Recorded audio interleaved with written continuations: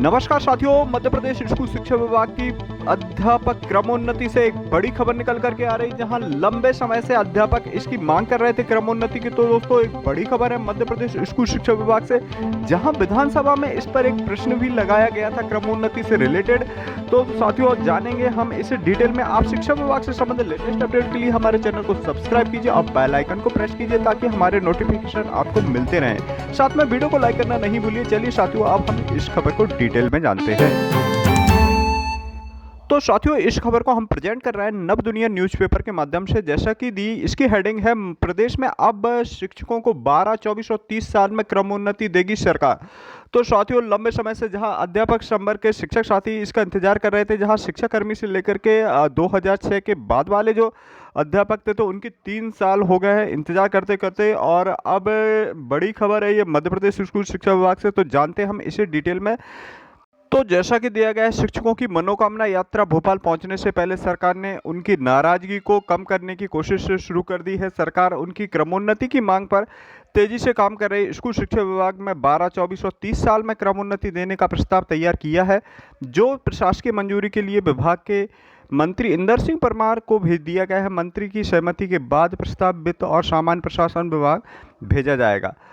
वहीं उल्लेखनीय है कि शिक्षकों को क्रमोन्नति वेतन नोट शीट पिछले 2.5 साल से लोक शिक्षण संचालनालय और मंत्रालय के बीच घूम रही है। इस बीच शिक्षक हस्ताक्षर पर क्रमोन्नति दिलाने की मांग कर चुके हैं। तो साथियों, इसमें आगे दिया है, शिक्षक पुरानी पेंशन बहाली के लामबंद 25 को करीब 50,000 शिक्षक भोपाल पहुंच रहे हैं और करीब इस 6 दिन में डेरा डालने की घोषणा कर दी है। ऐसे में सरकार सामने कई तथ्य सामने आए। यही कारण है कि स्कूल शिक्षा विभाग में क्रमोन्नति नोट शीट पर तेजी से काम शुरू कर दिया गया। सूत्र बताते हैं कि पिछले 15 दिनों में 12, 24, 30 साल की क्रमोन्नति का प्रस्ताव तैयार किया गया है, ताकि बात बढ़े तो यह बताया जा सके कि विभाग प्रस्ताव भेज चुका है और वित्त या सामान्य प्रशासन विभाग के स्तर से पर लंबित है। कौन लोग निर्णय बाद में होगा तय। तो कौन लेगा निर्णय, यह बाद में होगा तय। किस स्तर से शिक्षक, जैसे उच्च माध्यमिक शिक्षक, माध्यमिक शिक्षक, प्राथमिक शिक्षक की क्रमोन्नति देने का निर्णय कौन लेगा, यह बात तय होगा।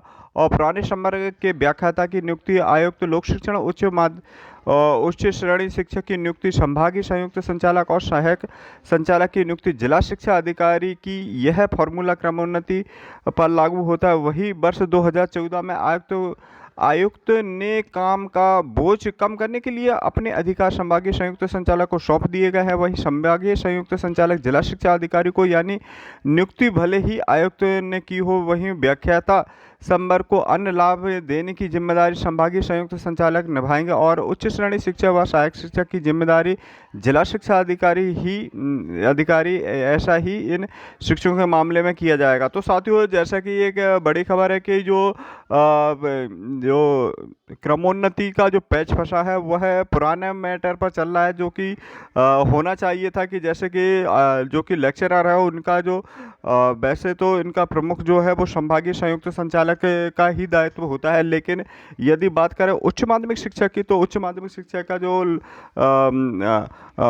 जो माध्यमिक शिक्षक है उनका वो जो कार्यभार जो प्रारंभ किया जाता है वो संभागीय संयुक्त संचालक द्वारा किया जाता है, लेकिन जिला शिक्षा अधिकारी द्वारा यह कार्य किया जाएगा। तो इस वजह से यह पैच थोड़ा सा फंस गया है और इस वजह से ये देरी हो रही है, जैसा कि यहाँ बताया गया है।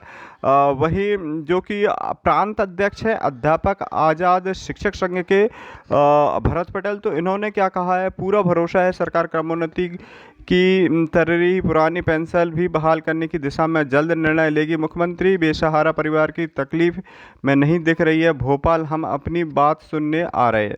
तो इस प्रकार से ये खबर है मध्य प्रदेश स्कूल शिक्षा विभाग से। साथियों, जब यहाँ हम बता देना चाह रहे हैं कि ये जो पेंशन मनोकामना यात्रा है उसे निरस्त कर दिया गया है और जो कि 25 तारीख को होना थी। तो ये एक बड़ी खबर है मध्य प्रदेश स्कूल शिक्षा विभाग से। वहीं अब क्रमोन्नति देने के लिए सरकार तैयार है और अब ये देखना दिलचस्प होगा कि क्रमोन्नति के आदेश कितने समय बाद जारी हो सकते हैं।